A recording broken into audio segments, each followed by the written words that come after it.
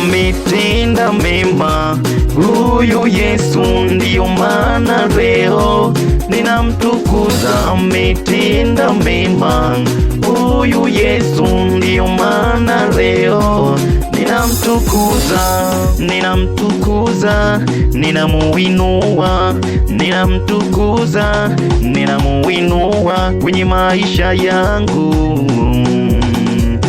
Ametenda mengi mimi niliyodhalauliwa na watu, mimi niliyosemwa na watu, mimi niliyotukanwa na ndugu jamaa, Yesu ameniheshimisha. Ametenda mema huyu Yesu, ndiyo maana leo ninamuinua, ninamuinua, ninamuinua, ninamuinua.